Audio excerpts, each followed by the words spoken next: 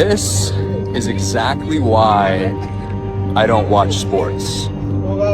There's a reason why the Romans used to say that if you want to keep people distracted, you simply give them bread and circuses. And it is because they knew that if people were fed and entertained, then they wouldn't question anything and they wouldn't think for themselves. And you see, modern day sports is the exact same thing.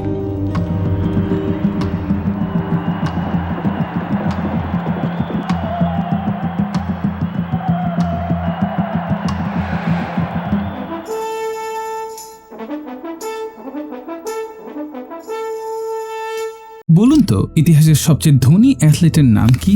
Messi, Michael Jordan, LeBron James নাকি Ronaldo? না, এদের মধ্যে কেউ না। সঠিক উত্তরের জন্য আমাদের একটু পেছনে যেতে হবে, প্রায় 2000 বছর পেছনে। ইতিহাসের সবচেয়ে ধনী অ্যাথলিট হল গায়াস অ্যাপুলেয়াস ডায়োক্লিস নামের এক স্প্যানিয়ার্ড। প্রাচীন রোমের এই সেলিব্রিটি সারথি 24 বছরের ক্যারিয়ারে আয় করেছিল প্রায় 3.5 কোটি রোমান সিস্টারসিস, আজকের বাজারে প্রায় $15 বিলিয়ন। আমরা কথা বলছি 200 বছর আগের কথা। তাহলে বোঝা যাচ্ছে এই এন্টারটেইনমেন্ট ইন্ডাস্ট্রি আসলে অনেক আগে থেকেই চলে আসছে। It's revolution time again in the entertainment business. Exceptional athlete আর মাস এন্টারটেইনমেন্টের পেছনে টাকা ঢালার কালচার আসলে মডার্ন কোনো ট্রেন্ড না, বরং এটি হিউম্যান হিস্টোরির সবচেয়ে পুরনো ফেনোমেননগুলোর একটি। কিন্তু প্রশ্ন হলো কেন একটি দেশ একজন গ্ল্যাডিয়েটর, একজন ক্রিকেটার, একজন ফুটবলার কিংবা একজন ফাইটারের পেছনে বিলিয়ন ডলার খরচ করে? কেন একজন অ্যাথলেটের স্যালারি অনেক দেশের জিডিপির চেয়েও বেশি হতে পারে? কেন জাস্ট একটা খেলাকে গ্রেটেস্ট ইভেন্ট অন আর্থ হিসেবে সবার সামনে প্রেজেন্ট করা হচ্ছে? কেনই বা এপস্টিন ফাইলসকে ছাপিয়ে হোয়াইট হাউসে ইউএফসির ইভেন্ট করা হচ্ছে? আবার কেনই বা কখনো কখনো গুরুত্বপূর্ণ রাজনৈতিক বা সামাজিক বিতর্ককে ছাপিয়ে হেডলাইন দখল করে নেয় কোনো বিশাল স্পোর্টিং ইভেন্ট? শুধুই কি এন্টারটেইনমেন্ট, নাকি হাজার বছর ধরে মানুষের অ্যাটেনশন, ইমোশন আর কালেকটিভ মাইন্ডকে প্রভাবিত করার একটা event? The Colosseum, the greatest mind control machine ever created. এটি ছিল মানব ইতিহাসের প্রথম মেগা অ্যারেনা, দৈর্ঘ্যে প্রায় 2টি ফুটবল ফিল্ডের সমান এবং উচ্চতায় প্রায় 15 তলা ভবনের সমান। ইয়াস, ইটস দ্য কলোসিয়াম, যা ইতালির রোম শহরে অবস্থিত একটি ঐতিহাসিক এবং বিশাল উপবৃত্তাকার অ্যাম্ফিথিয়েটার। এই কলোসিয়াম রোমান এম্পায়ারের সবচেয়ে বিস্ময়কর আর্কিটেকচারাল অ্যাচিভমেন্ট। দেখে স্টেডিয়াম মনে হলেও কিন্তু এটি শুধু একটি স্টেডিয়াম ছিল না, এটাকে তখন এক ধরনের সাইকোলজিক্যাল ওয়েপন হিসেবে ব্যবহার করা হতো, যে একই সময়ে 50,000 প্লাস মানুষের ইমোশন, অ্যাটেনশন এবং এক্সাইটমেন্টকে কন্ট্রোল করতে পারত। আর সেই এন্টারটেইনমেন্টের মাধ্যমে ব্যস্ত রাখা হতো এক অস্থির, অসন্তুষ্ট এবং ক্রমশ ক্ষুব্ধ হয়ে ওঠা জনগোষ্ঠীকে। সবচেয়ে গুরুত্বপূর্ণ বিষয় হলো এই কলোসিয়ামে সমাধান করা হয়েছিল রোমের সবচেয়ে বড় পলিটিক্যাল প্রবলেম। তখন রোমের সম্রাটদের সামনে দেখা দিচ্ছিল এক ভয়ঙ্কর রাজনৈতিক সংকট। চারদিকে যেন লাখ লাখ বেকার ক্ষুধার্ত যুবক ক্রমেই বাড়তে লাগলো। রোমের সম্রাটরা চিন্তায় পড়ে গেল কিভাবে নিয়ন্ত্রণ করা যায় প্রায় 10 লাখ ক্ষুধার্ত এবং হতাশ জনগোষ্ঠীকে। কারণ সেই সময় রোমের পুরুষ জনগোষ্ঠীর প্রায় 25-40% কোনো স্থায়ী চাকরি ছিল না। তারা মূলত রাষ্ট্রের দেওয়া ফুড ডিস্ট্রিবিউশন সিস্টেম বা খাদ্য ভাতার উপর নির্ভর করে বেঁচে থাকত। আর এই সংকটের মুখেই তৈরি করা হয় পৃথিবীর ইতিহাসের সবচেয়ে ভয়ানক মাইন্ড কন্ট্রোলিং সিস্টেম।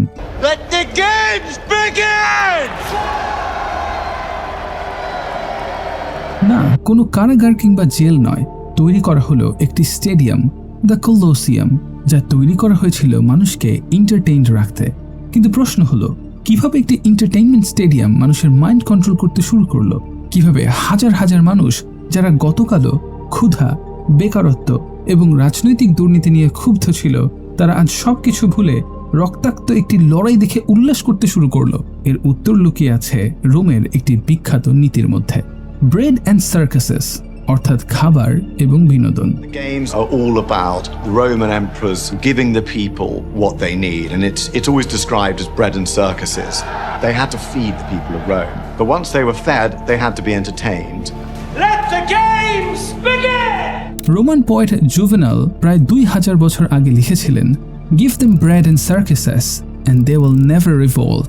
সহজ ভাষায় বললে, মানুষকে খাবার আর বিনোদন দিয়ে ব্যস্ত রাখো, তারা গুরুত্বপূর্ণ বিষয় নিয়ে প্রশ্ন করা বন্ধ করে দেবে। ব্রেড অ্যান্ড সার্কাসেস পেলে জনগণের স্বাধীনতা, রাজনীতি কিংবা রাষ্ট্র পরিচালনা নিয়ে মাথা ঘামায় না। রোমের শাসকরা বুঝে গিয়েছিল, একজন নাগরিক যদি সারাক্ষণ বিনোদনে ব্যস্ত থাকে তাহলে সে ক্ষমতাকে প্রশ্ন করার জন্য খুব বেশি সময় পাবে না। তাই কলোসিয়ামে আয়োজন করা হতো gladiator fight, beast hunt, public execution এবং নানান রক্তাক্ত স্পেকটাকল। হাজার হাজার মানুষ ঘন্টার পর ঘন্টা অ্যারেনাতে বসে এসব দেখত। কেউ হিরো হয়ে উঠত, কেউ সেখানেই মৃত্যুর মুখে পতিত হতো। দেখাতো মনোমুগ্ধকর দারুণ দারুণ খেলা, আর সেই খেলা দেখে যেন পুরো ক্রাউড একসাথে চিৎকার করত, উল্লাস করত আর আবেগে ভেসে যেত। কিন্তু রোমের রুলসের কাছে এগুলো শুধু এন্টারটেইনমেন্ট ছিল না, তাদের কাছে এগুলো ছিল মাস অ্যাটেনশন ম্যানেজমেন্ট সিস্টেম। কারণ তারা জানতো যখন মানুষ ইমোশনালি চার্জ থাকে তখন তারা ক্রিটিক্যালি থিঙ্ক করে কম। যখন তারা এই এন্টারটেইনমেন্টের মধ্যে ডুবে থাকে তখন তারা রিয়ালিটিকে ইগনোর করে। Unemployment, corruption, economic inequality, political crisis, এসব প্রবলেম তাদের কাছে প্রবলেম মনে হয় না। কয়েক ঘন্টার জন্য যেন মানুষ সেগুলো ভুলে যেত, আর কখনো কখনো ক্ষমতার জন্য এই ভুলিয়ে দেওয়া সময়টুকুই যথেষ্ট।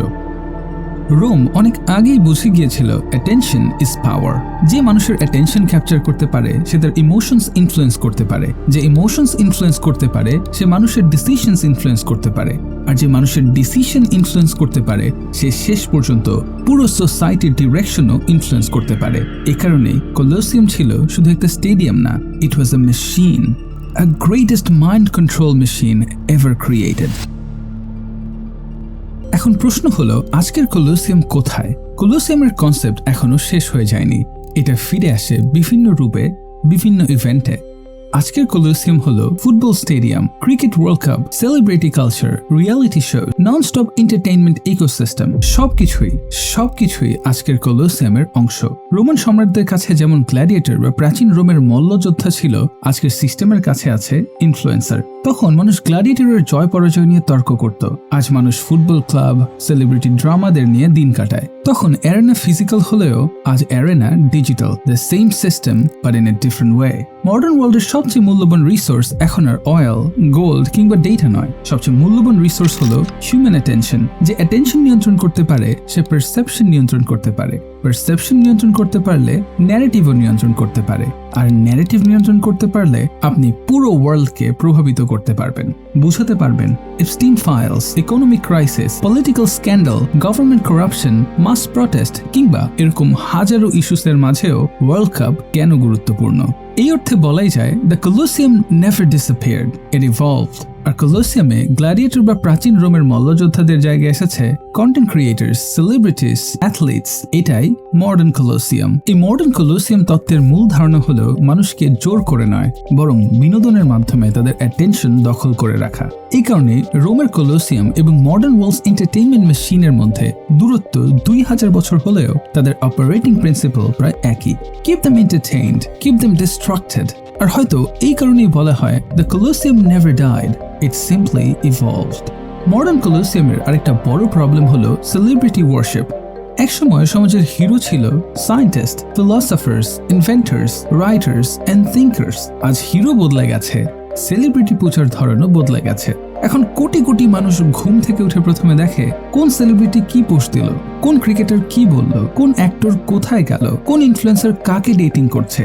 এসবই থাকে মিডিয়ার কেন্দ্রবিন্দু। মেসি, রোনালদোকে গড হিসেবে ট্রিট করা হয়, জুয়ারিদের কেউ বানায় আব্বা, আবার কেউ বা আইডল। এভাবেই চলছে সেলিব্রিটি ওয়ার্শিপ। মানুষ তখন শুধু পারফরমেন্স দেখে ফলো করছে না, দেখছে না, তারা একজন অ্যাথলেটকে আজ যেন লার্জার দ্যান লাইফ ফিগার বানিয়ে ফেলছে। মেসি, রোনালদো, সাকিব এবং বিরাটের মতো মানুষরা আর শুধু খেলোয়াড় থাকেন না, তারা হয়ে যান national emotion, identity and public অবসেশনের কেন্দ্রবিন্দু। যখন তার সাফল্য নিজের সাফল্য মনে হয়, যখন তার সমালোচনা ব্যক্তিগত আক্রমণ মনে হয়, যখন তার পরিচয় নিজের পরিচয়ের অংশ হয়ে যায়, তখন একজন মানুষ আর শুধু পাবলিক ফিগার থাকে না, সে পরিণত হয় একটি সিম্বলে। আর ইতিহাসও বারবার দেখিয়েছে, কারণ যখন একটি সোসাইটি সেলিব্রিটি ওয়ার্শিপ শুরু করে, তাদের নিয়ে অতিরিক্ত ব্যস্ত হয়ে পড়ে, তখন সে ধীরে ধীরে নিজের বাস্তব সমস্যা, নিজের ভবিষ্যৎ এবং নিজের প্রশ্নগুলোকে ভুলে যেতে শুরু করে। আর এই অবস্থায় সরকার কিংবা শাসকরা আপনার আমার মতো লোকদের কন্ট্রোল করা শুরু করে। আজ আমাদের সামনে কলোসিয়াম নেই, কিন্তু আছে ওয়ার্ল্ড কাপ, আছে BPL, IPL, celebrity culture, English scrolling কিংবা ইনফিনিট এন্টারটেইনমেন্ট। কলোসিয়াম স্টেডিয়াম থেকে শুধু ডিজিটাল হয়ে গিয়েছে। রোমান সাম্রাজ্যের সাথে আমাদের এই মডার্ন সিস্টেমে বেশ অনেকগুলো মিল আছে। মানুষের অধিকারগুলো যখন ক্রমান্বয়ে সীমিত হয়ে আসে, যখন আইনের শাসনের মৌলিক কাঠামো ভেঙে পড়ে, ছড়িয়ে পড়ে বিশৃঙ্খলা ও নৈরাজ্য, অসন্তোষ দানা বাঁধতে থাকে, মানুষ যখন ফুঁসতে থাকে রাগে, যখন মিডিয়ার মায়াজালের কাঠামো ভেঙে পড়ার উপক্রম হয়, আর যখন প্রতিষ্ঠিত ন্যারেটিভ আর বাস্তবতাকে আড়াল করে রাখতে পারে না, তখনই সম্রাট হাজির হয়ে যায় নতুন কোনো কলোসিয়াম, নতুন কোনো বিশ্বকাপ, নতুন কোনো গ্ল্যাডিয়েটর, নতুন কোনো ইভেন্ট, স্ক্যান্ডাল কিংবা মুভি নিয়ে। খরচ করা হয় বিলিয়ন বিলিয়ন ডলার, কারাকারি পড়ে যায় মানুষের অ্যাটেনশনের জন্য, আর হঠাৎ করেই বাস্তব সমস্যাগুলো যেন গুরুত্ব হারিয়ে ফেলে। আমরা সবকিছু যেন ভুলে যেতে শুরু করি, বাস্তবতাকে মিউট করে আমরা যেন মন্ত্রমুগ্ধের মতো বোকা বাক্সের দিকে চেয়ে থাকি। শক্ত করে দরজা জানালা বন্ধ করে নরম গদিতে আধশোয়া হয়ে চায়ের কাপে চুমুক দিতে দিতে ধীরে ধীরে নিমজ্জিত হয় এক কৃত্রিম জগতে। এক এমন জগৎ যেখানে আর্জেন্টিনা হারলে মানুষের আত্মহত্যা, জমি বিক্রি করে জার্মানির পতাকা, যেখানে 90 মিনিট দৌড়ে বেড়ানো এক অ্যাথলিটের পেছনে উড়ানো হয় কোটি কোটি ডলার, জেনোসাইডকে ছাপিয়ে যাওয়া খেলা, পেডোফাইলের হাতে পুরো ওয়ার্ল্ডের চালিকা শক্তিকে ইগনোর করে ওয়ার্ল্ড কাপ এনজয়। আমরা এক মুহূর্তেই যেন সব ভুলে যাই। মানুষ ভুলে যায় তার চারপাশ, ভুলে যায় তার সমাজ, ভুলে যায় তার ভবিষ্যৎ। সে ডুবে যায় এক বিকল্প বাস্তবতায়, যেখানে অপরিচিত একজন ফুটবলারের জয় পরাজয় নিজের জীবনের চেয়েও গুরুত্বপূর্ণ হয়ে ওঠে, যেখানে একটি ম্যাচের ফলাফল মানুষের মানসিক অবস্থাকে নিয়ন্ত্রণ করে, যেখানে সেলিব্রিটি স্ক্যান্ডাল জাতীয় সংকটের চেয়েও বেশি অ্যাটেনশন পায়, এবং ধীরে ধীরে একটি সিভিলাইজেশন চিন্তাশীল নাগরিকদের সমাজ থেকে রূপান্তরিত হয় প্যাসিভ স্পেকটেটরসের সমাজে। আজ রোমান কলোসিয়াম ধ্বংস হয়েছে ঠিকই, কিন্তু তার কনসেপ্ট এখনো শেষ হয়ে যায়নি। এই মডার্ন কলোসিয়াম আজ ওয়ার্ল্ড কাপ, আইপিএল, লা লিগা, সেলিব্রিটি কালচার এবং এন্টারটেইনমেন্ট ইন্ডাস্ট্রির রূপে বেঁচে আছে, শুধু নতুন পোশাকে, নতুন টেকনোলজিতে, নতুন স্ক্রিনের ভেতরে, নতুন কলোসিয়ামের আড়ালে।